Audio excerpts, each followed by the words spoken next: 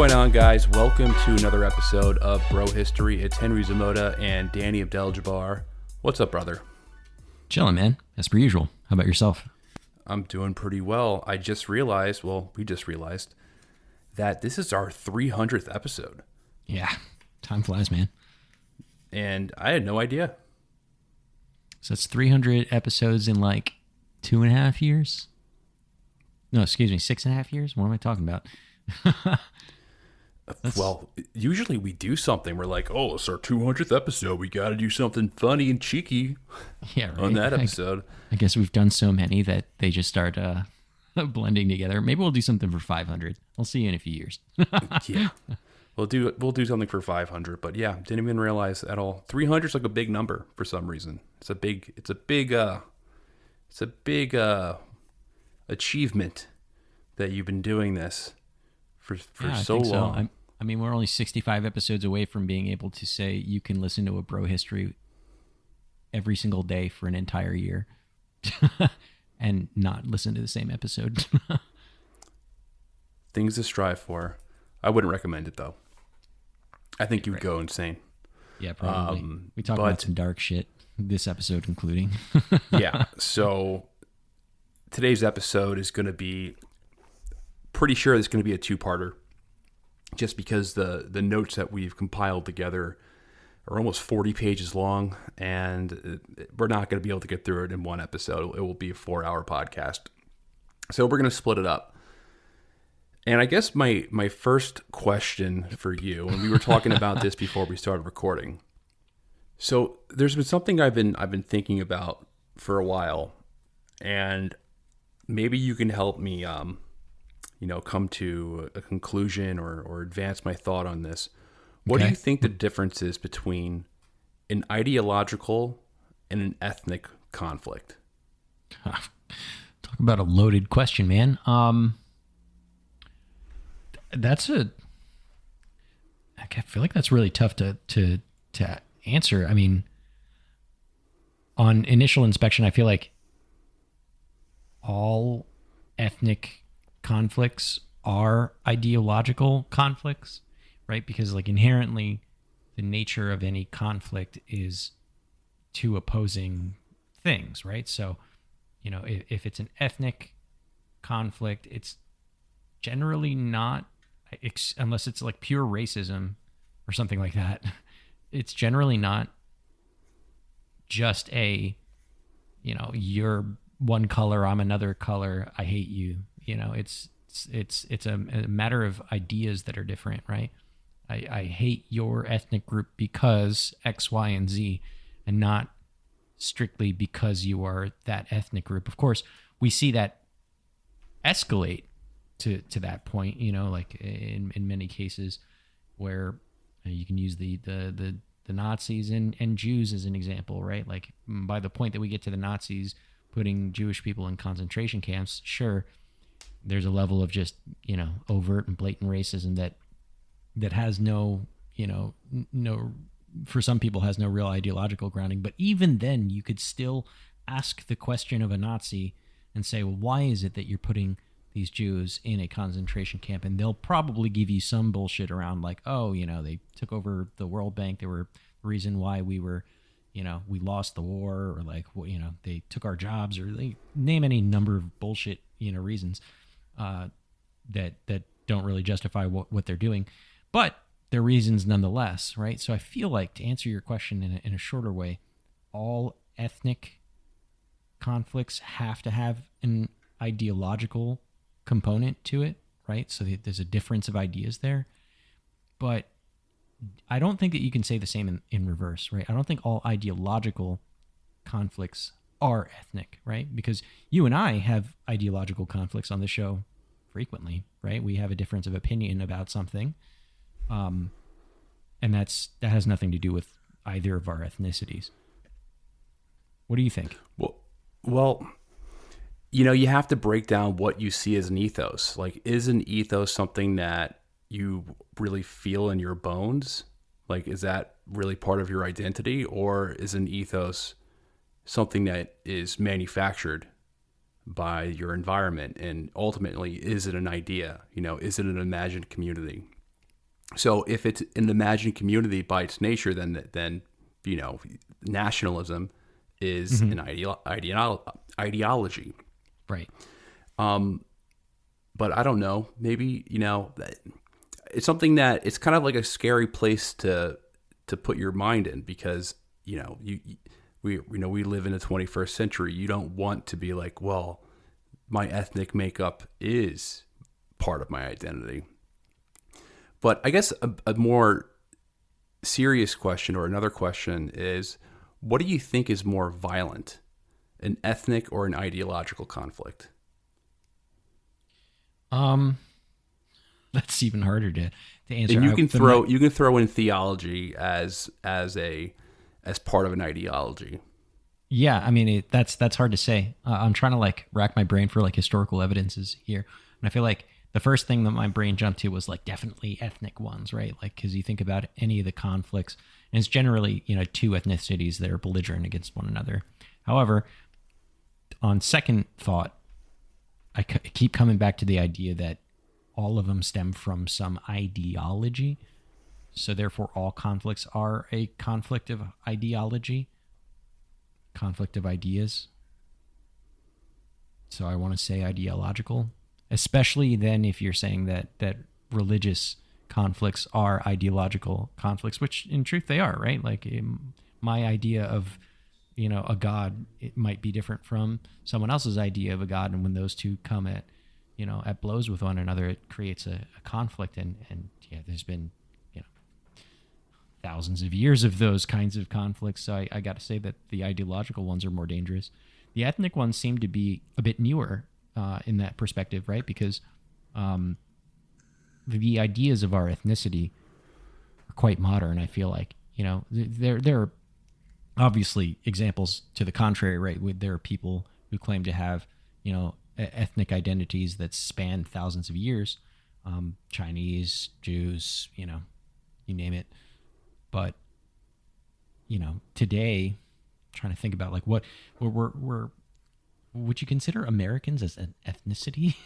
Like I don't think so, right? Well, I think you could at this point, but that's an argument for, or a conversation for another day. For So I sure. would But consider if you the could, it Israel. would be new, right? And therefore Well, wouldn't necessarily have as many conflicts of that ethnicity against some other ethnicity than say an ideological one like a religious one, as an example. I don't know.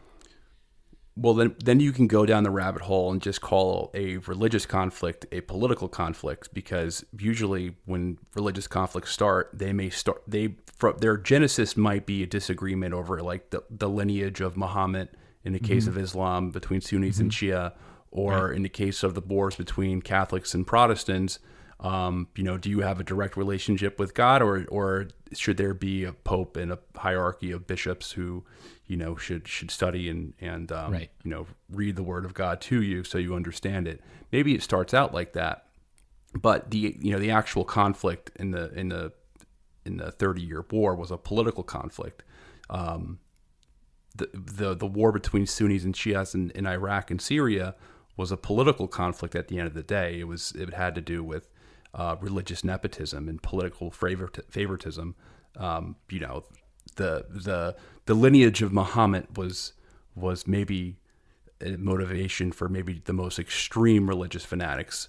However, just going back to that, I feel like ideological conflicts are much more violent than ethnic conflicts, because I guess the nature of an ethnic conflict, your goal is to just remove them from society via expel them if you want to make like an ethnic state. So I'd categorize Israel Palestine as an ethnic conflict. It's really not an ideological.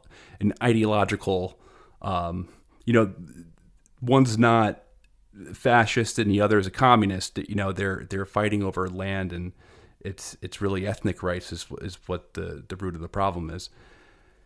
World War II and the wars preceding or after World War II between communist and anti-communist were ideological wars.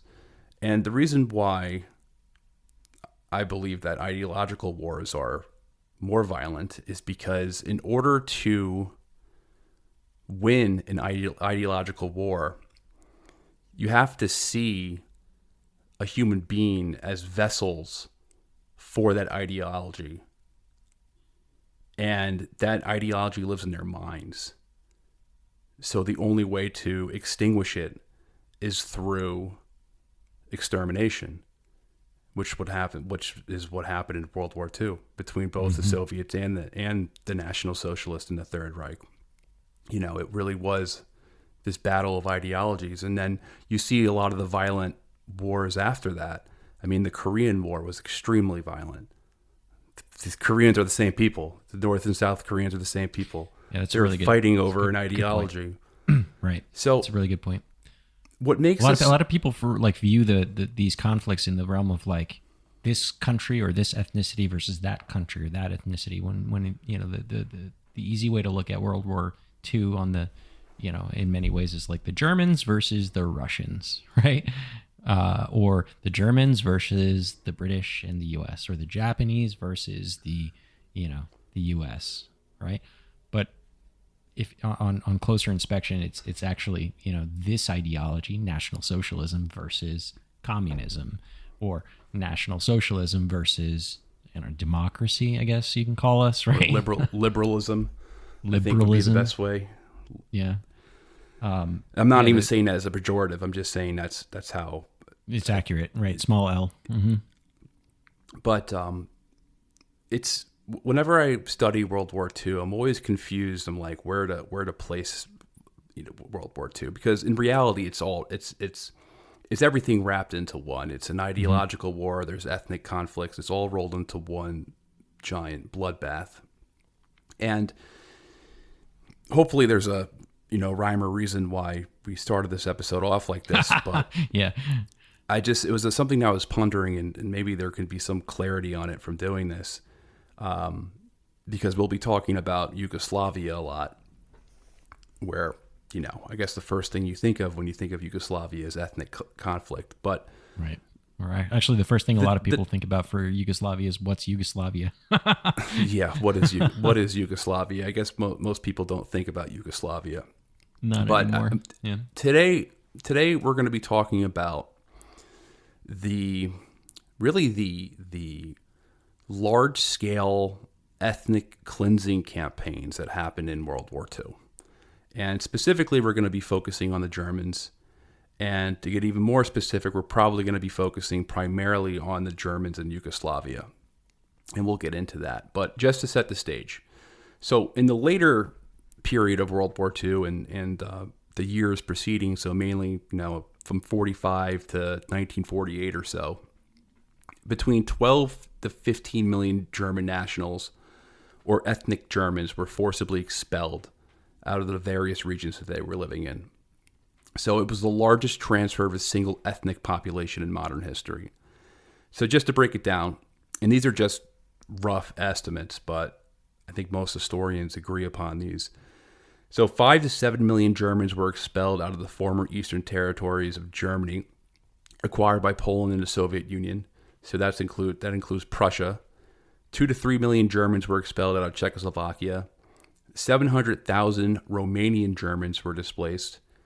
Over 400,000 Volga Germans, so these are Germans who settled by the Volga River in Russia, they were forcibly transferred to Kazakhstan by the Soviet Union. About 150,000 Germans were removed from the Baltics. Roughly 100,000 were expelled out of Hungary. And roughly 200,000 Germans were expelled from Yugoslavia, which is going to be our main focus. And you're going to be like, well, why are you going to be talking about Yugoslavia when there's only 200,000 Germans who were removed, while, you know, Poland and Czechoslovakia are in the millions? The reason why is because the violence that took place is probably the most violent expulsion out of all the theaters in World War II. So out of these 12 to 15 million Germans who were ethnically cleansed, around 500,000 were killed. So some put that at a higher number. They're like 2 million is a number that's thrown out there, but it's safe to say at least 500,000 Germans were killed during these ethnic cleansing campaigns. And this primarily takes place in Eastern Bloc states, so places where communist parties took over, or the Soviet Union took over. Also, it wasn't just Eastern Europe. It was also in the Netherlands and France. There was some brutal expulsions of Germans as well. And to put this into context, Germans were not the only people being expelled. So any group that was, alleged to have sympathies with the National Socialists, they were also targeted and often expelled from their countries. Not to the same degree, but an example would be the Crimean Tatars, who were expelled out of Crimea into Central Europe for collaborating with the Third Reich. Crimea was completely depopulated from its native population, completely gone. There's virtually none left. And I'll quote Winston Churchill, who was a proponent of these campaigns.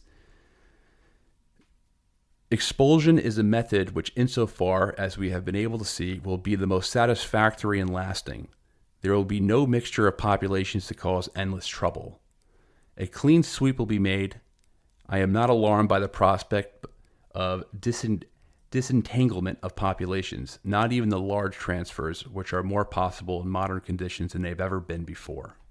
Yikes. So it wasn't just a Soviet policy; it was also a policy of other allied powers. Clean sweep. Yikes. I mean, imagine hearing this today, right? About any ethnic group towards any other ethnic group. Like, it would feel revolting, but I guess imagine if there was a real life example of that going on right now. Let's not go there today. Let's just not do that. Just not today. All right, we'll save that for the follow up. But yeah, just imagine if that was happening again in the in the 21st century. Yeah, imagine.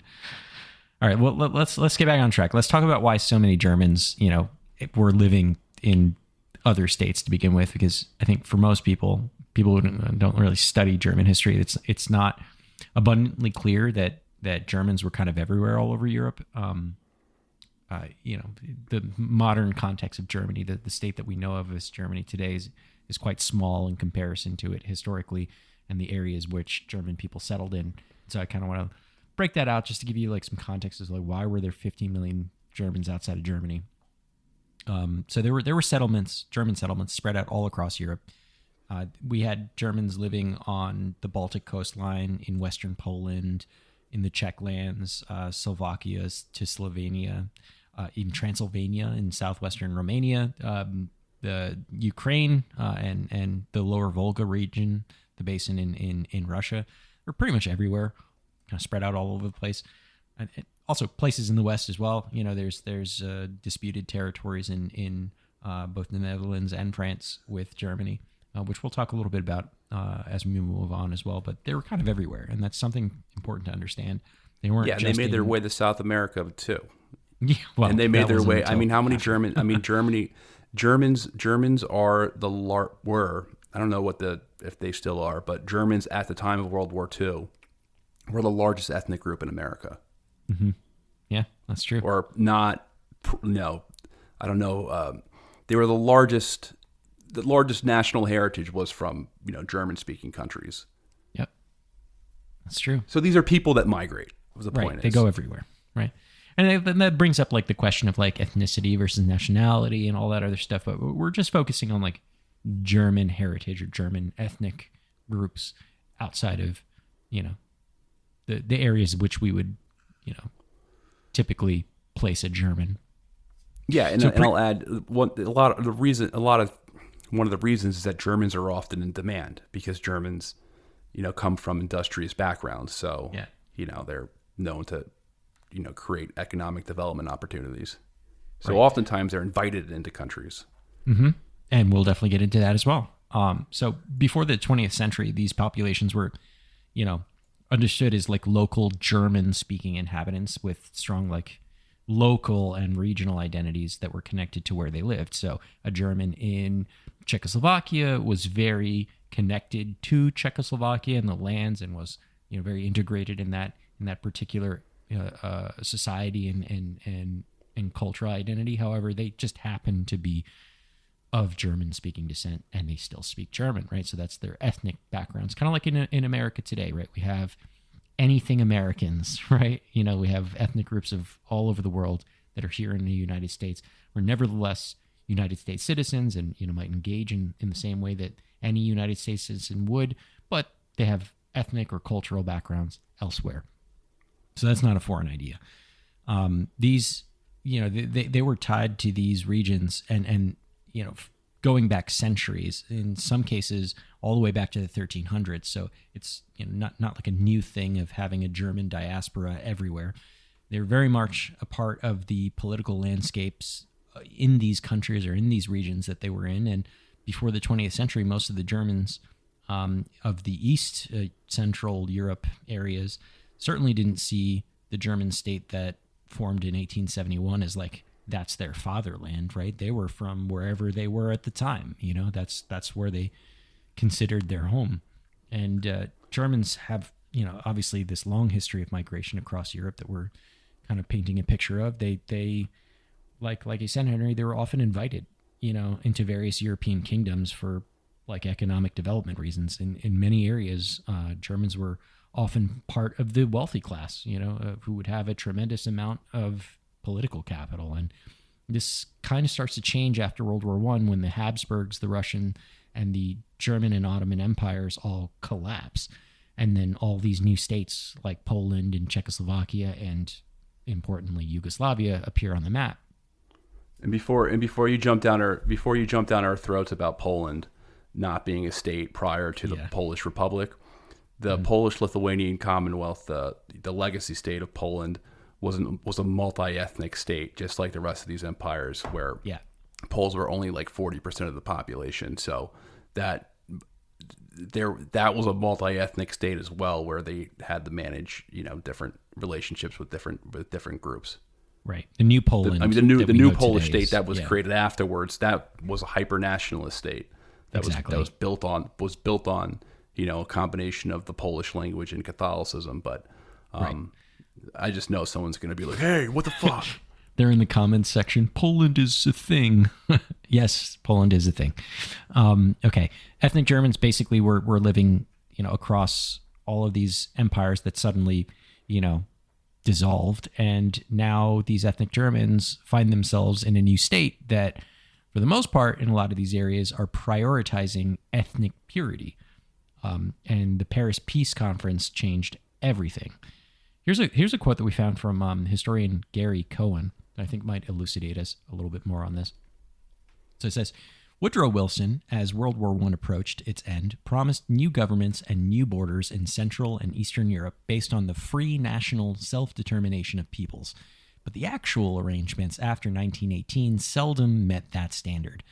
In many cases, after 1918, the Paris Peace Conference simply approved borders that corresponded to old historic demarcations, such as those for the western half of Czechoslovakia, or simply rewarded those interests who came out of the war on the winning side at the expense of the losers in the war, such as Germany and Hungary. Plebiscites were eventually held after 1918 for a few small territories that were subject to the most heated disputes, like the Saarland or Upper Silesia, but otherwise, the Paris Peace Conference generally decided the new borders over the heads of the people. The Soviet-Polish border was not settled until the Treaty of Riga of 1921, which ended a bloody war. That settlement proved most favorable to Polish interests and made for a Polish state with a large Ukrainian minority, in addition to millions of German speakers and Jews. As a result, the new Poland was about 70% Polish-speaking Catholics. Throughout the East Central Europe between 1920 and 1938, 1 in 5 people found that they belonged to a linguistic group or nationality that was a minority population within the states in which they now lived. It's pretty fascinating. It's basically, go ahead. Do you know what the Polish-speaking Catholic population is now in Poland? It's like 90, close to 95% or so, Whoa. Okay. They really condensed there, I guess. because of what happened after World War II. Yeah. Yeah, I mean, it's pretty fascinating. It's basically like pointing at the idea that the Paris Peace Conference was supposed to, allow for self-determination of peoples, but and the actuality of it turned into just, a couple of people with, that were on the winning side got to draw the borders. And that's what you want to know about that. So before World War One, the empires of Central and Eastern Europe presented themselves generally as multi-ethnic entities. And for the most part, they honored the cultural rights of their different peoples, even if some of the groups would have more privileges than others. So new states that were formed after were very hyper-nationalistic ethnic states, just like the example of Poland that we talked about. They declared themselves as a state for, XYZ ethnic group, and that's how it ended up. Germans found themselves to be, in these areas that they inhabited, they became politically vulnerable minorities, in these new states, like the Polish Republic or Czechoslovakia or Yugoslavia or Romania, on and on. And this is why many ethnic Germans eventually turned to the Third Reich, which results in Germans being collectively punished for the crimes that were committed by the Third Reich. But we'll get into the specifics there in a minute. Do you want to maybe tell us a little bit about that? Yeah, and before we jump into that, so there was already a precedent set for forced population transfers. So prior to World War II, there was a war between the Greeks and the Turks, and there was what settled the war was a massive population exchange. So the requirement of the peace deal that ended the Greco-Turkish War was an exchange. So the Greeks resettled approximately. Well, actually, no, I have this backwards. So that 1.5 million Greeks were resettled from Turkey to Greece, and around 500,000 Turks were relocated from Greece to Turkey, which is an interesting, which is not a well-known event that took place, but that sets up the precedent or sets up a precedent of, these forced transfers of populations being a viable political solution or geopolitical solution. And of course, the Soviet Union also engaged in mass population transfers. And, obviously before the modern state was created, we're talking about modern states, there was obviously like invading armies that force entire populations like to different regions of the world. We're not talking about that. We're talking about this in the context of like the modern Westphalian state that was created. Before you move off that point, it's interesting about this population exchange between the Greeks and the Turks is that the first thing that I thought about when you wrote this note was, okay, well, this was a mutual resettlement from country to country, but then I thought about it again, and I'm like, okay, well, let's say the U.S. and Mexico had a conflict and they did a forced resettlement of each other's populations. It wouldn't be very happy or good in any way for us to say resettle a couple million Mexican Americans to Mexico and have them boot all of the Americans back to the United States. I think that would upend a lot of people's lives. So in that case, it's like a double forced migration. Just the fact that they agreed to doing this is irrelevant. It's still a forced migration. Yeah, and imagine if you've been obviously living there for many centuries in cases. Mm-hmm. I mean, Greeks have been living in Turkey forever. Right. Greeks and the other way around as well. Yeah. Yeah, but Greeks had been. There's a big legacy of Greeks living in Turkey all the way back from antiquity. Like that was like one of the reasons for the invasion, the second Greco-Persian War, was the Anatolian Greeks, rebelling against the Persian Empire. But it was there's always been, you're uprooting a population and sending them back. That still could be their homeland. It's just not their national state. But that was a political solution back then. Mm-hmm. Imagine if if that was a political solution now. It would be crazy. Like I said, The world would be outraged. Let's not go But there. I guess today. there's nothing like that happening. But so on this episode, we're going to talk about a group of people, and we're going to be talking about this group for this episode and the next episode. And most likely you never heard of them, because I have never heard of this group until recently, until I started doing the research for this episode. The Danube Swabians. Swabians. Or Schwabians. Danube Swabians. You can tell I've never heard of them prior to until just recently. The Danube Swabians. And one of the reasons you may have never heard of them is because they basically don't exist anymore due to the results of World War II, meaning that their culture has almost been completely eradicated. There's few traces of them left. Oh, but the Danube And, Swabians weren't a thing. They're just Germans. Well, yeah. So the Danube Swabians, what they were is that they were the German-speaking ethnic group that settled into various regions in the Danube River in southeastern Europe. The Danube River is the second biggest river in Europe. It goes from the Black Forest in Germany, and it flows southeast, passing through the borders of about 10 different modern states, and it empties out into the Black Sea. So it goes from Germany down into Hungary, and then into the Balkans, and then it goes out through Ukraine. But before we get, I think Ukraine, I might be saying that wrong, but whatever. That's not important. Before we get started, we need to talk about the origins of German settlements in northern Balkans and a place called the Pannonian Plains. So, which is the area we're talking about is modern day Hungary, Croatia, Serbia, and Slovakia. And there were always German speakers in these regions. However, their presence wasn't really significant until the 18th and the 19th century.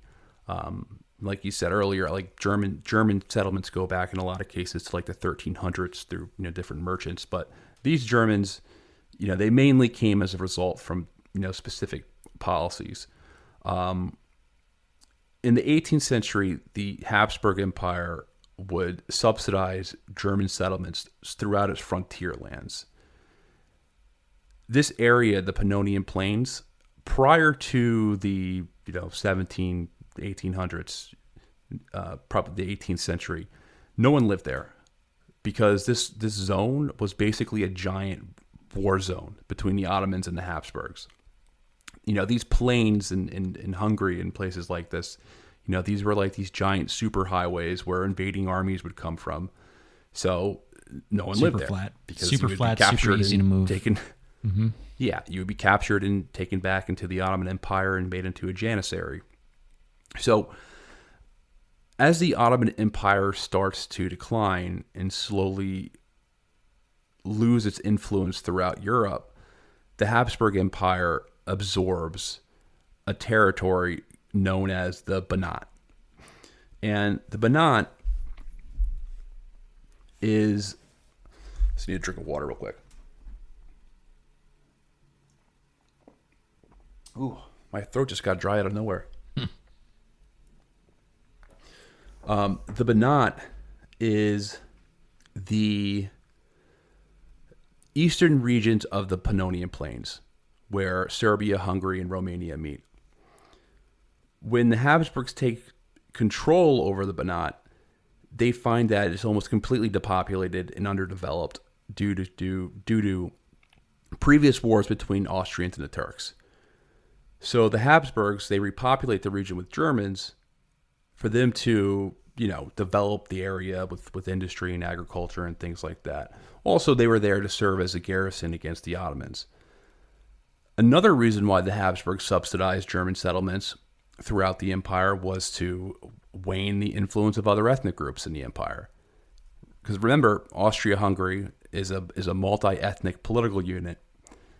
There are 11 different significant ethnicities there, with the Germans being the primary elite caste, and then the Hungarians being the second most powerful group. But then you have your subjects. You have your Serbs, your Romanians, your Croats, your Slovenes, your Czechs, your Serbians.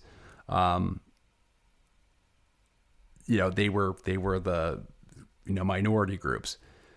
So German settlements in the Hungarian half of the empire was actually a way to diminish Hungarian influence, being that Hungary was the second most powerful group. Right. So just add more Germans and wane the influence of the Hungarians in that duopoly of Austria-Hungary. Makes sense. It's a political move. And most of these German immigrants, that went to these areas originated from the regions of Baden, Schwaben, or Schwabia, Württemberg, Bavaria, Hessen, Luxembourg, and Alsace, or Alsace in France. And they were mostly Catholic. There were, of course, distinctions between the German groups that went there, but they eventually became collectively known as the Danube Swabians, since most of them settled along the Danube River. And these settlements were primarily located in modern-day Serbia and Croatia. The Danubian Swabians became a very wealthy and politically powerful class of people compared to the other groups that were living in that region, despite being a minority, along with the Hungarians. And this was obviously to the dismay of many of the Slavs that lived in the region, because here comes a outside ethnic party that suddenly sweeps up all the political and financial power. But the ethnic situation changes a little bit after World War I with the fall of the Habsburg Empire. After that war, Slavic nationalists in Croatia and Slovenia and Bosnia, Montenegro, Serbia, and also the Vojvodina declared basically a merging of all of these lands into what was known as the Kingdom of Serbs, Croats, and Slovenes, which was later called the Kingdom of Yugoslavia, which is admittedly easier to say than the Kingdom of Serbs, Croats, and Slovenes. That's why they changed the name. Yeah, for sure. Can you imagine like the United States being called the United Peoples of Britain and Germany and France and and Mexicans and it'd just be too long. Okay, anyway, so the first king of Yugoslavia was Alexander I. He was also known as Alexander, I'm not going to say the name, of the Serbs, Karađorđe. I think it's Karađovic. It's got all the symbols on it, and I can't. it's all scribbly and Cyrillic-y. Yeah, it's weird. But these are guys that we covered a lot in our World War I episode. Yeah, so you can go back and listen about them. Anyway, Alexander, we'll just call him because it's easy. We talked about him already, but the capital of this kingdom was the Serbian capital of Belgrade. And the dominant ethnic group here was now the Serbs out of this formation. There was this Serb problem in Austria-Hungary that we went over in detail from our World War I episodes. If you want more information about that, you should probably go back and listen to that. And then there was also a lot of talks about Austria-Hungary becoming a tri-monarchy, basically to include the Serbs because the Serbs were growing so powerful. Obviously, that didn't work out that way. A lot of interesting stuff. It's kind of a lot of the or one of the many reasons why World War I happened. So if you need that extra context, I would refer you back to those episodes. But from here, for the purposes of this episode, what we need to talk about is how the German and Hungarian nationalists and the Banat responded to this creation of Yugoslavia by basically declaring the establishment of an independent Banat republic in 1918. But this state was immediately crushed by the Yugoslav army, and Banat was annexed into the Yugoslav Serbia, along with its Swabian and Hungarian minorities. So, the Danube Swabians, who were long supported by Vienna's hegemony, by Austria-Hungary's hegemony over the region, now suddenly become an ethnic minority in these independent nations that no longer, catered to or preferred or favored the German or Hungarian communities. So the Swabians of Yugoslavia became known as just Yugoslav Germans. According to 1921 statistics, the German minority population of the new Yugoslavia included about 500,000 total in Yugoslavia, so that was about 4.21%. A little over 300,000 in the Serbian Banat and Vojvodina, that's the northern part of Serbia. About 122,000 in Slavonia, which is Croatia, and 38,000 change in Slovenia. So a lot of people in a lot of different countries. And most of the Germans of Yugoslavia lived in the northern region of that Serbian Banat and Vojvodina.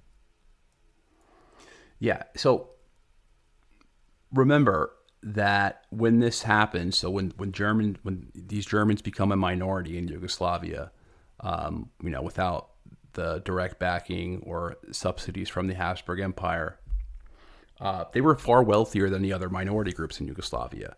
So many of the top industrialists of Yugoslavia, they were ethnic Germans. A lot of the large estate holders were ethnic Germans. A lot of the large like farm owners or landlords were ethnic Germans. You have this state of a wealthy ethnic German landowner class, and then you have this poor Slavic peasant majority. So the Yugoslav government embarked on a land redistribution program. And I'll note right here, the Germans were not specifically targeted on this. It wasn't like, let's just take the Germans' land. It was something that was it was targeted for Slavic landowners as well. But the fact that Germans were a wealthier class, they were just overrepresented in these land redistribution programs. Man, why can't I say that? So they were impacted the most, all this, just by virtue of it. Just as a percentage of their population, they saw the greatest impact from these. Right. So this kind of sets the stage for the Swabians to move towards more nationalist policies or politics. And gradually throughout the 1920s and 1930s, the Danube Swabian minority in Yugoslavia, they rapidly shift towards these various manifestations of pan-Germanic nationalism. Now, despite these land redistribution programs, the Germans were still relatively well off throughout the 1920s. However, things start to change. Really, they get worse in the 1930s, and not just for the Germans, for many different ethnic groups in Yugoslavia. In 1929, there's a decision made in Belgrade to further centralize power by royal dictatorship under King Alexander. So remember, Yugoslavia is a multi-ethnic state with a Serbian plurality who lived in central and in the northern parts of the country. The second largest group was the Croats, who lived in the western and southern regions. And then you have your Slovenes, your Macedonians, your Montenegrins, who are kind of, I don't know, some people call them Serbs too. I don't know. Someone could correct me with that. That's just something I've heard, that, they have a very strong relationship with the Serbs. Then you have your Bosnian Muslims, your Albanians, your Hungarians, and then you have your Germans. And, each of these groups had a certain level of autonomy, when the kingdom first started. Well, in 1929, there's this royal coup where King Alexander dissolved the Yugoslav National Assembly and effectively eliminated the parliamentary government that they had. Funny enough, this was called the January 6th coup, which I find kind of funny. The original Jan 6ers right here, huh? The original Jan 6th.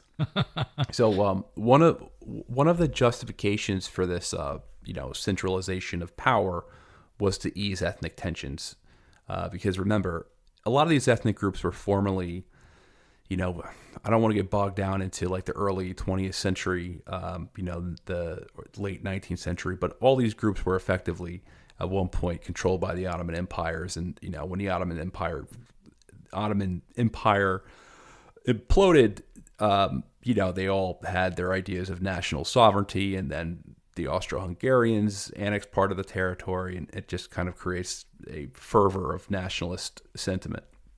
And there was a lot of ethnic rivalry, I guess is the nicest way to say it. There was a tension for political power. So Belgrade's solution was this as well. We're all Southern Slavs. That's what Yugoslav means, like land of Southern Slavs or whatever.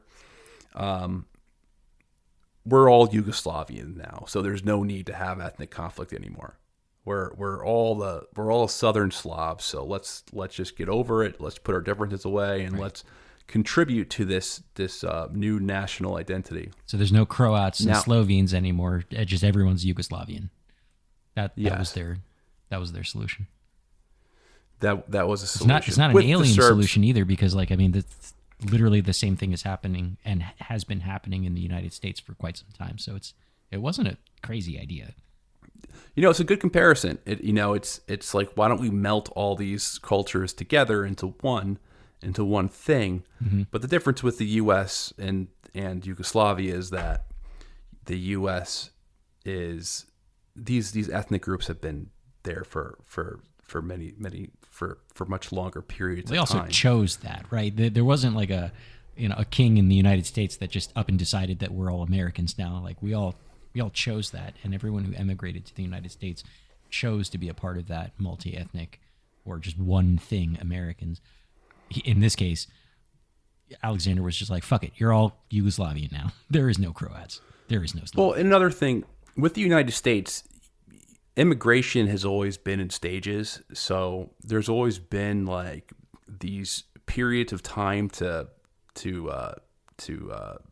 integrate the new immigrants into society, where you have your generation, because after 3 generations you're basically like removed from your home, your national homeland or whatever. Mm-hmm. Let's just say if you're an Italian immigrant, your Italian immigrant grandfather is going to be super into Italy, or that's going to be a big part of his identity. The second generation, their kids who are Americans, that Italian heritage is going to be important to them, but it's not, it's starting to slip. Yeah. It's starting to slip. And then once your grandchildren, you have grandchildren, your grandchildren are like, oh, that's like, that's something from the old country. Like that has no impact on identity at all. Mm-hmm. I mean, some people do take a lot of pride. Like I'm Polish. I mean, my grandfather is from Poland. Not from Poland. What am I talking about? He's from Ukraine, but he was a Pole in Ukraine. And, my great grandparents on my maternal grandfather's side were from Ireland. Like I don't speak Polish or anything. Like do you identify culturally as Polish? Not really. No. Yeah, like I identify as an American. So Yeah. I'm completely kind of removed from the ties to the old country, Mm-hmm. or any type of old country. My grandfather, he was much more into being Irish, because it wasn't my great grandparents were from Ireland. So his parents were born in New York, but their grandparents were from Ireland. But he was more into Irish. But like I'm so far removed from it, where it's just like, okay, yeah, Aaron go Brawl. It's kind of like when you do a like a DNA test or whatever, you get your 23andMe done, and you're like, oh, cool, I'm like 8%. I'm Moroccan. Ooh. You're like 8%. I didn't know I was Moroccan. Whatever. Exactly. It's like, cool. But it really has no impact on your identity. I mean, for some people, they go all out, right? They're like, oh, I'm like a 64th Native American. I'm going to start getting into, doing powwows or something, Did you know that I was 4% Finnish? Exactly. Who would have thought? I just got my DNA test back. I'm 4% Finnish. Starts I'm like apply waving for a Finland citizenship. flag, like. I think I am whatever. 4%. Have you taken a DNA test? I did twice. They have no idea what I am. They sent it back to me They're twice. just like, this is too confusing. Yeah. The first time I thought it just fucked it up. But when they sent it back to me the second time, When all right. Arabs and Puerto Ricans mix, it just breaks the system. Yeah, like they're that's like- not supposed to happen. Yeah, that's not possible. Does not compute. I'm not ruling out the fact that I might be alien, and that's why they can't figure it out. But I digress. Yeah, it's funny because my sister and I, we both took one, and my sister, we had the same parents, first and foremost, Right. allegedly. I think we do. Maybe had the same not. Who knows? But my sister is like 60% Irish English and like 30% Eastern European. And then I'm like 60% or 70% Eastern European and like 30% from, the British Islands or wherever. Mm-hmm. So I'm like, what the fuck? Like, we're related. Like, isn't it supposed to be evenly split? But it's just, we might be finding out here that way. But I can attest, for those that don't know what Henry looks like, or definitely not Henry's sister, they are definitely siblings. It's not a question. Definitely not a question. So, but no one gives a fuck about this. All right. So, where the fuck was I? We're talking about. Okay. So, Yeah. talking about the centralization of power. So basically what this happens, so when they make Yugoslavia, it has the exact opposite effect. It pisses everyone off. It creates more nationalism between these different ethnic groups. And I'll quote an institute that I found. I don't know if they still publish anything, but I did rely a lot on them for this episode, called the Institute of Expelled Germans. And I'll quote from them. It was the transition of Yugoslavia from a system of multi-ethnic political confederation to a system of Serbian hegemony that pushed minority groups towards radicalism and discord.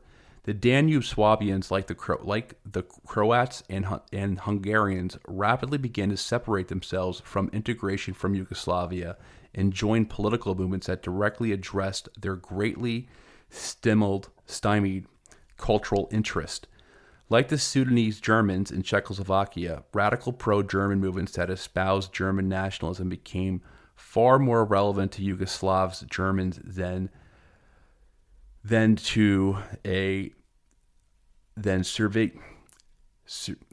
Serbians to a highly alienating Serbian monarchy. Sorry. God damn it! I can't fucking read. That's all right, man. It's late. Yeah. Yeah. I mean, so it's wild. It pisses people off. Yeah. Exactly. I guess you can.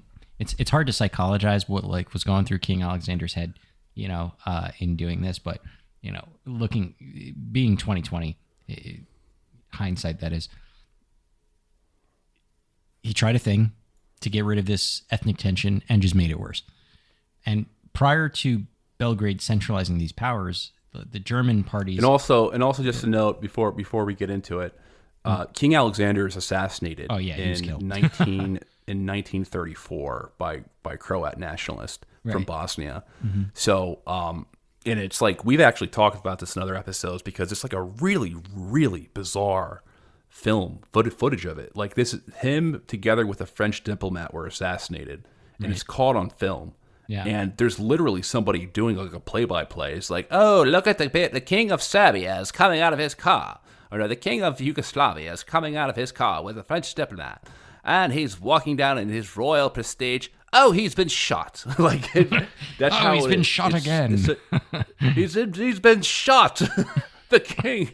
It's not funny, obviously, that the king was assassinated, but it's just a weird video. It's like, oh, and this royal day of decree is ruined. So. All right, so where were we? We were talking about Alexander got killed. Oh yeah, he centralized power. So before Belgrade takes over and makes Yugoslavia all one thing, before Alexander gets shot, the Germans that were living in these areas, they didn't really express any type of irredentist sentiment. They weren't particularly trying to secede or anything like that. And after 1929, these parties start to gravitate towards the pan-Germanic rhetoric, right, as a response to what's happening. Keep in mind, just to keep score here, they were living there for many generations. Suddenly the empire that invited them to live there dissolves. New thing pops up called Yugoslavia. Things are working out kind of okay, even though they're a minority. Suddenly the king decides, hey, we're gonna all be one thing, and also we're gonna redistribute a bunch of land. This really gives people like kind of a bad taste in their mouth. So that's what's kind of pushing them towards these pan-Germanic rhetoric. And one of these political organizations was called the Kulturbund. And the Kulturbund was, like most German diaspora groups, it was sponsored by the National Socialists. The Third Reich had its own agency to manage the interests of Germans abroad. And as a result, the Yugoslav Germans were subsidied by the Third Reich and the SS. During World War II, Yugoslavia gets pulled into a very dangerous geopolitical situation. So in the 1930s, Yugoslavia pursued a policy of balancing between all of the major powers in Europe. Initially, Yugoslavia wanted to be neutral and just kind of non-aligned, doing their own thing in the background. But as Germany starts expanding its influence in the region, a lot of the Yugoslav leaders attempt to improve their relations with the Third Reich.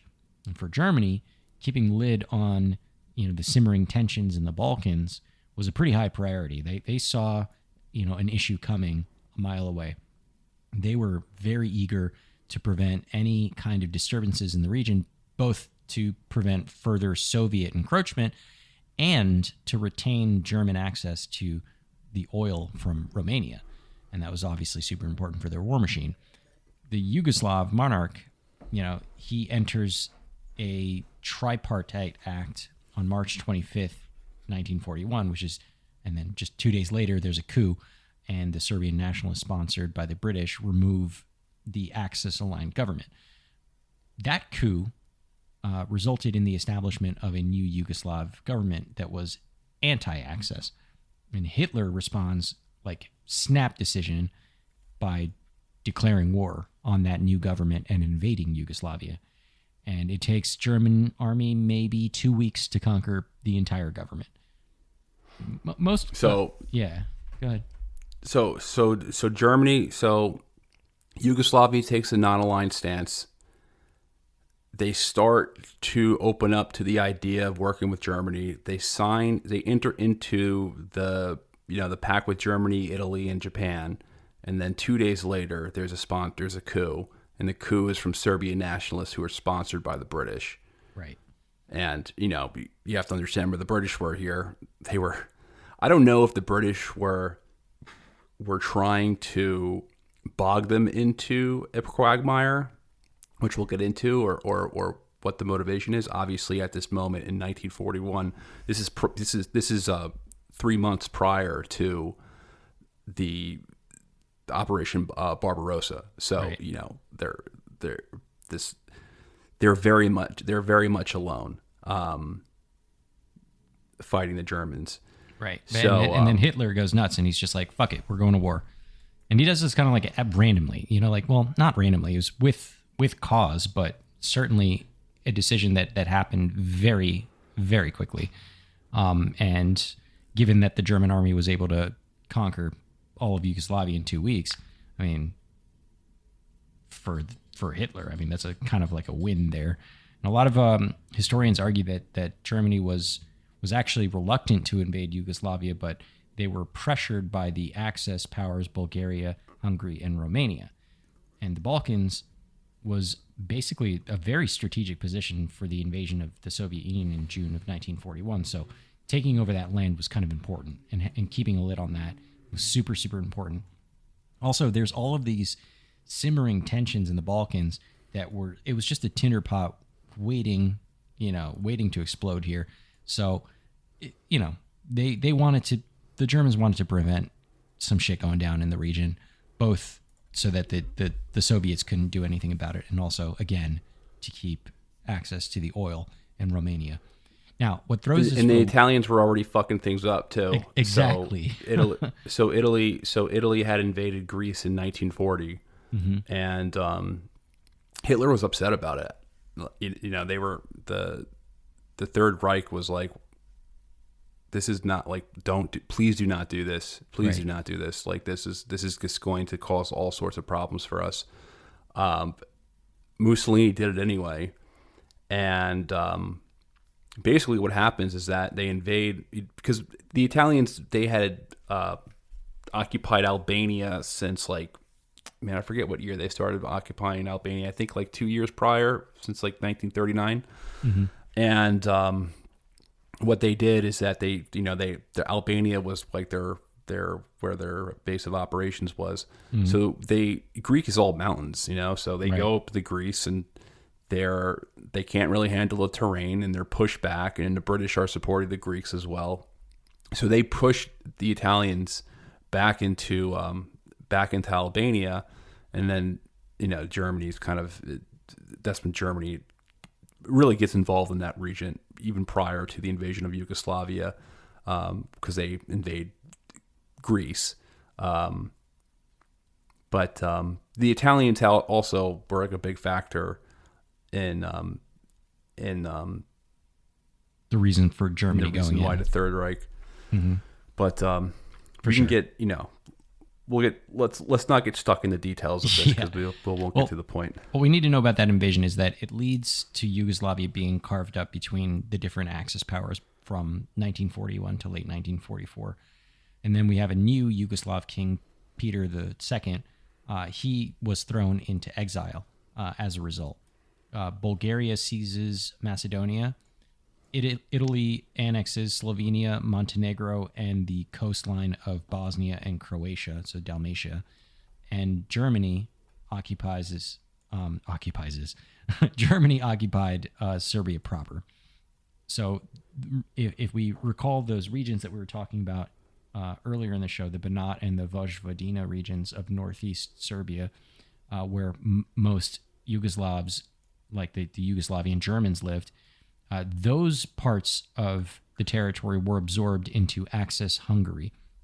And towns in the Banat with German majorities were once again elevated to the status of an autonomous administrative exclave within the Third Reich. So they get put back on the pedestal there.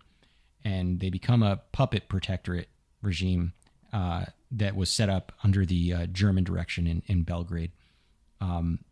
Croatian ultranationalists break away from Yugoslavia, and they merge with Bosnia, and they set up a state supported by Italy and Germany called the Independent State of Croatia. And what follows this shakeup was just this tragic, ridiculous scenario of ethnic cleansings and genocide that is committed by each ethnic group of the dismantled Yugoslavia. Each group violently sees the opportunity for the independence that was denied to them by the Serbian-dominated Yugoslav monarchy.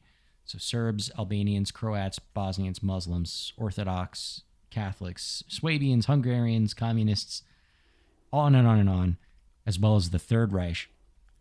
All of them, every single one, participates in some of the bloodiest atrocities of World War II that, frankly, nobody talks about. Dormant ethnic hatred between the Croats and the Serbs. They decimate the Balkans, while the communist brigades and the Serb nationalists engage in mutual massacres from here. So, it gets pretty hot. Let's just put it that way. Well, I think what you have to understand is that it's World War II in Yugoslavia is like super complex, man. It doesn't even make any sense when you read about it. Like, there's so many contradictions in it. Because it's like there's so many different groups. And, we just talked about the ethnic groups, but there's also a communist movement there. Mm-hmm. There's fascist movements there. There's royalist movements there. This wasn't a case of like the Nazis fighting Yugoslav rebels. And there was like this one unified Yugoslav rebellion. There was all these ethnic groups that were fighting for their own interest. And just to kind of map out a picture, you had your Axis powers. You had German and Italian troops. There were the Yugoslav royalist forces, or the Chetniks, who were loyal to the exiled Yugoslav government, King Peter II. You had your partisan communist groups led by Tito. You had your Ustasha, and the Ustasha were the fascist ultranationalist Croatians who worked with the Axis, and then you had your other groups like your Slovene and your Albanian partisans, and even like gypsies were organized together, and they had these armed militias. Even the gypsies. Yeah, even the gypsies, if they weren't already dangerous, now they're organized. So there was all these.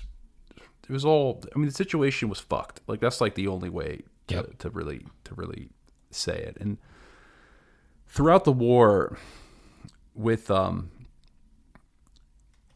Third Reich, they were often at odds with these different powers in both like a military and a political sense. I mean, like their own allies. They had to create this coalition, and a lot of the members of their coalitions hated each other. Another big problem for the Germans were these guerrilla armies that they were fighting, because there's not like some uniform that they're going into. It's like the hostile towns, basically. It's like, oh, this is a hostile town. We need to go. Basically eradicate everyone in that town because they're unfavorable to Germans. Like that's the type of stuff that's like written on those like SS reports. This town is unfavorable to German presence. Mm-hmm. So there's like an order to kill every single military age male. I'll grab a quote from. I'll go back before I quote this. What it was like, and this is like a common used analogy, but it was like Germany. It's everyone's Vietnam, but it was Germany's Vietnam. The complexities of World War II in Yugoslavia, they kind of remind me of the complexities of like the Middle East wars now, mm-hmm. or the Middle East wars in the past like 15 years, because it's like you have all these groups fighting each other, and like some groups are allied with the U.S. and this border. Like for example, the Iraqi Shia are allied with the U.S. in Iraq, but they're enemies with the U.S. and if they go over the border in Syria. So like mm-hmm. wacky stuff like that was there's like all these weird contradictions of like who the allies were and who was on whose side. Wasn't clear cut and at also all. Mm-hmm.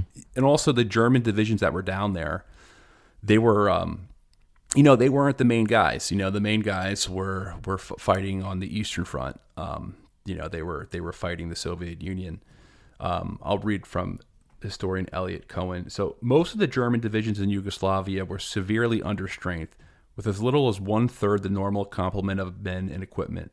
They were the equivalent of brigades or regiments. In other words, even though the general staff situation maps showed divisional flags, only one or two could be considered first-line units.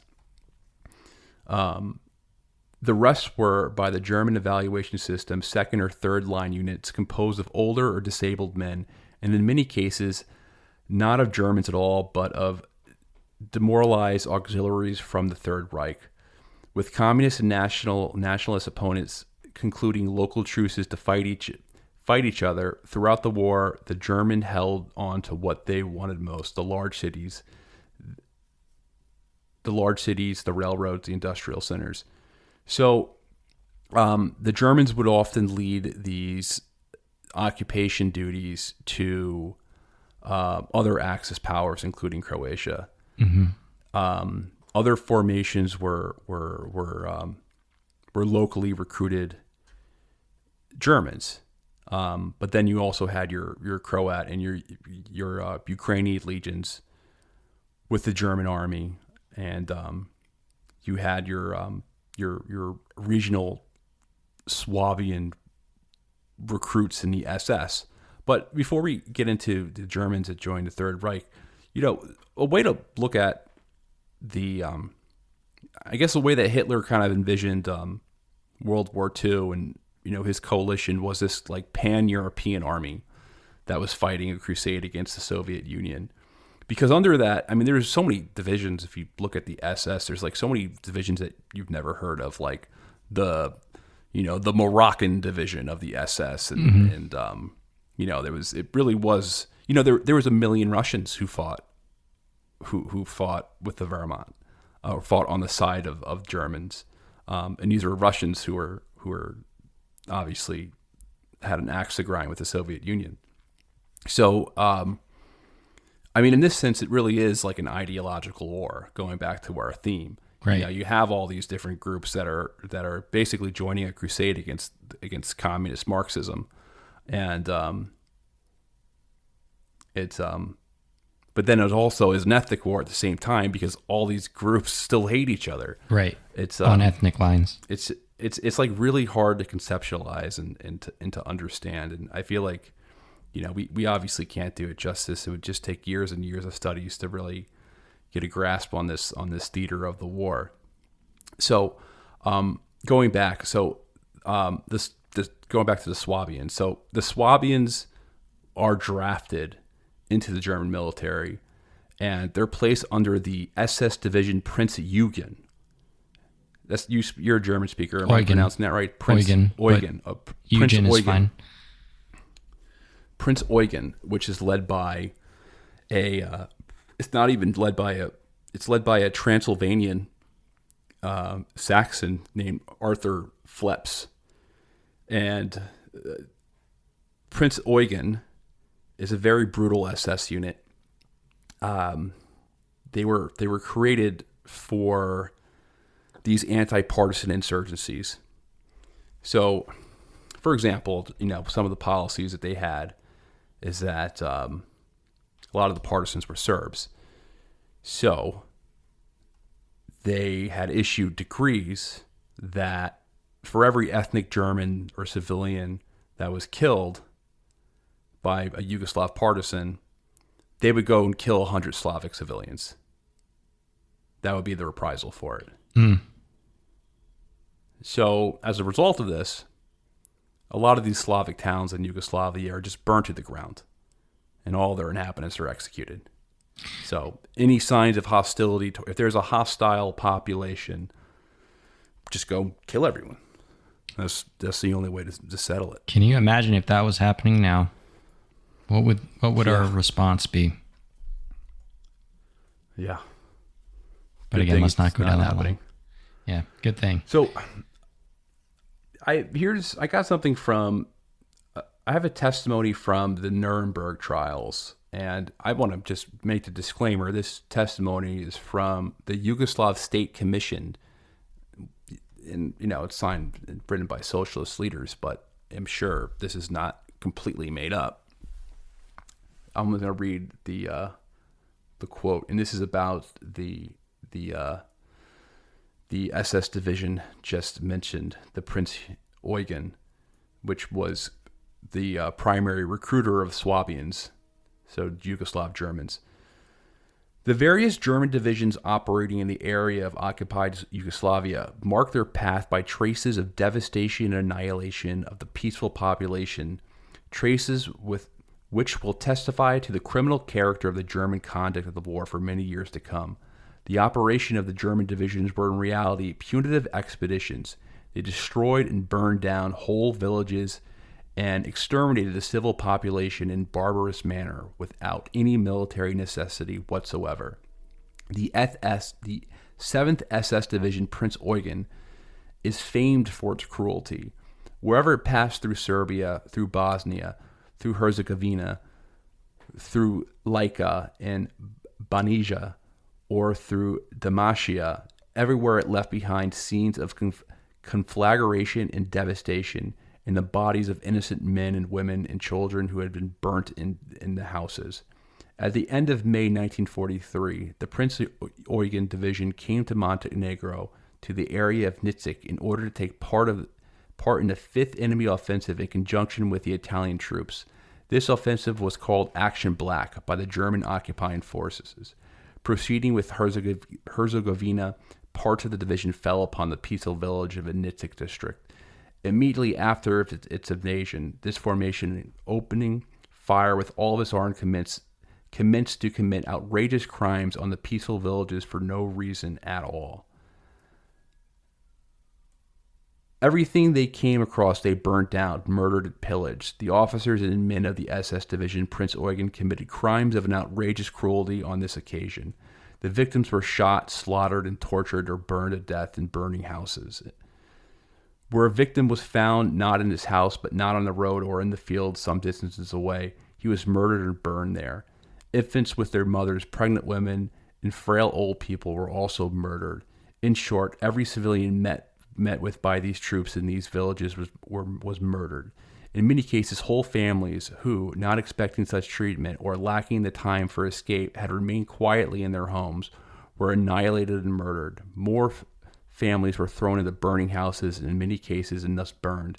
It has been established from the investigations entered upon 121 persons, mostly women, including 30 persons aged 60 to 92 years, and 29 children of ages ranging from 6 months to 14 years were executed on this occasion in the horrible manner narrated above. The village and then follows a list of villages that were burned. Okay, I'm reading from the burn. All right, I don't need that part. So, there were horrible, horrible war crimes that were committed. And these are obviously alleged, and maybe there is some propaganda elements because it's coming from the Yugoslav government, but it was absolutely a matter of fact that war crimes were being committed. Well, it was a matter of fact that the Third Reich. Yeah, I mean, it's a matter of fact that the policy of this SS division was to kill up to 100 people for any one, death of a German citizen or soldier. So, when they say, when this paragraph says like it was for no reason, well, you're right. The loss of life is senseless and had no military reason. But the Germans were the Third Reich was pretty clear about what they were going to do. If you even so much as fuck with us, we're gonna burn your fucking city down. So it's not justifiable, but they were very clear about that. And so why I believe this passage is because the Germans were very clear about what their policy was on that stance.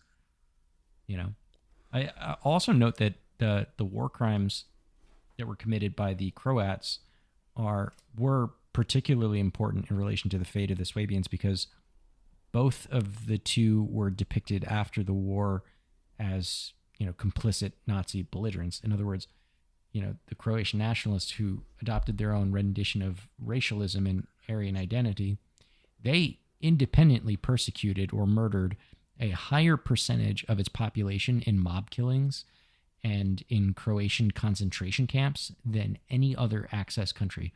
I'll repeat that another way.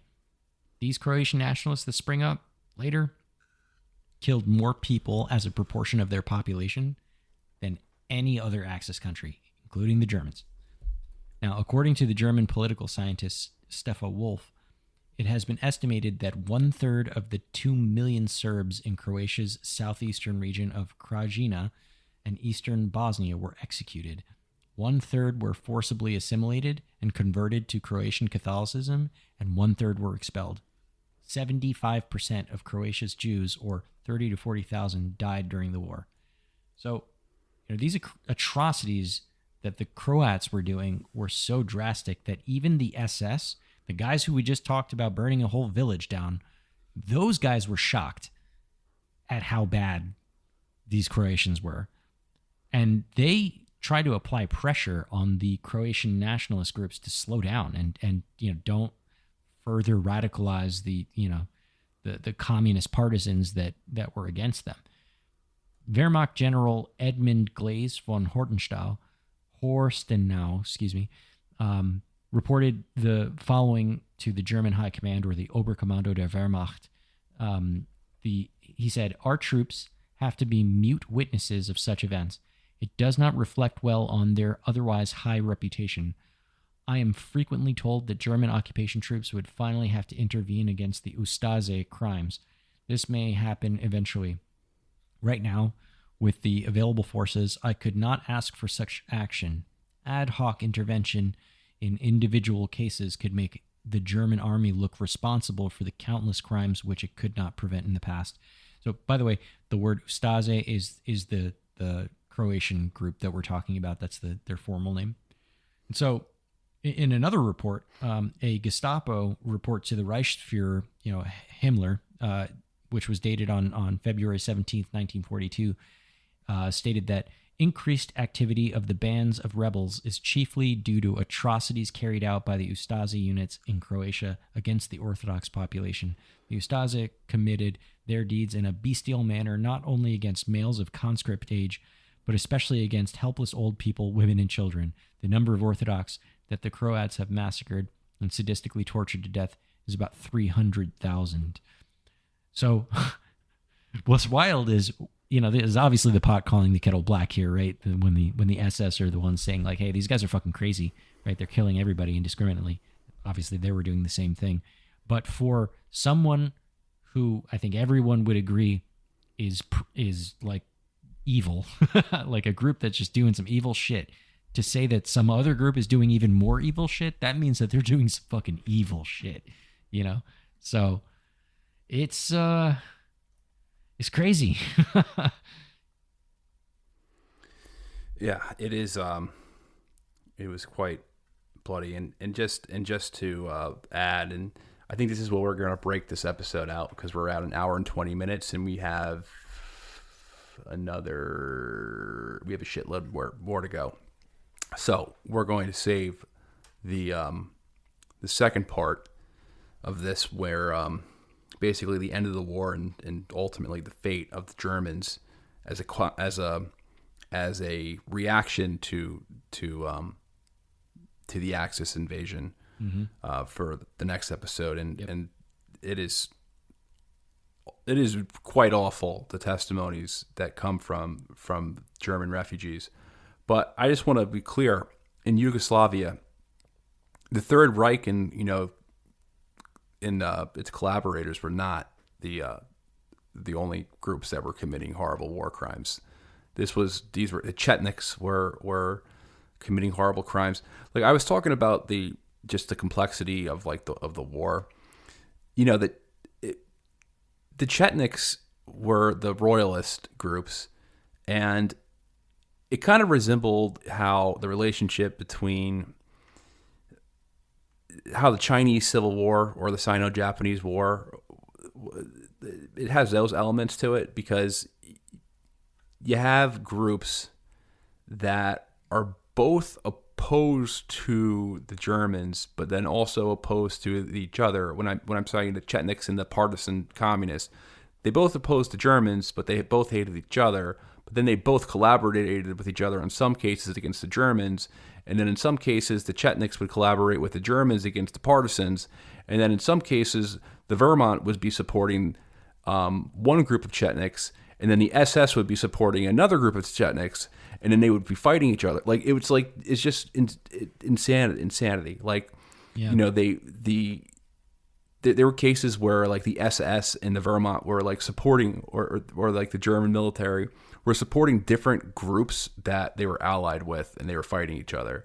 So it was just it was such a clusterfuck. But I think what's important to take away from this, and what kind of started this like the theme of this episode, and will continue in the next episode, is that while all of this insanity is happening in terms of alliances and who's doing what and who's siding with who, there are very real populations in these areas that are either being cold-blooded murdered, forcibly displaced, or put into concentration camps, or some combination of all three of those things. And that's the result of this ideological conflict. Or ethnic conflict, again, because what conflict. Is it?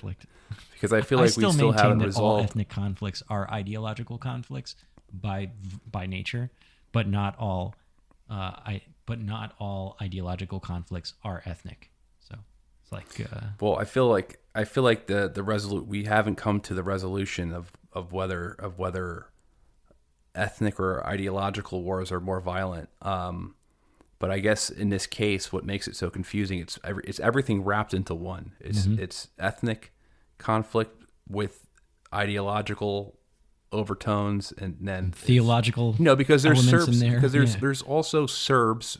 The Serbs are the dominant group here, and then Tito is from Croatia, Right. So you have communist fighting, communist Serbs and communist Croatians fighting, royalist, or pro-Yugoslav, or anti-communist Serbs and Croatians. So it's just, and honestly, the crimes that are committed by Tito's group, the communist partisans, we're going to be talking about that more in the next episode, because they're also extremely severe. Yep. And then to add all this into it, the Soviet Union finally enters the picture as well, as the Third Reich retreats from Yugoslavia, and they release hell on earth, to everything that they pass. But let's save this for the next episode. Sounds good. Anything that you want to add? Nope. All right. Well, thanks everyone for listening to another episode of Bro History. It is our 300th episode. It is crazy that we've been doing this for so long. We appreciate everyone who's been listening, new listeners and people who've stuck around since the inception of this podcast. It always means a lot. If you want to support the channel, you can join our Patreon. You can also join our Slack channel through our Patreon. And then the easiest way to support us is just by rating and reviewing the podcast. We always say this because it's very helpful. Rate and review the podcast. It is the number one way to support our show. If you're listening on Apple, if you're listening on whatever the other big one is, Spotify. Or YouTube now. We're there too, if y'all want to. Oh yeah, we're on engage with YouTube us as there. well. We get about 50 views a episode on YouTube. Yeah, but something that's about fine. hour and a half podcasts with no video really don't really jive well on the YouTube platform. Well, I didn't even realize that we were on YouTube until Yeah. like a couple of weeks ago. But Yeah, we're on I've been YouTube doing as that in the well. background. I don't think we get ad revenue from YouTube though, so listen to Not your yet. podcast app instead. Yeah. But we will see you next week. Yep. Peace. Peace.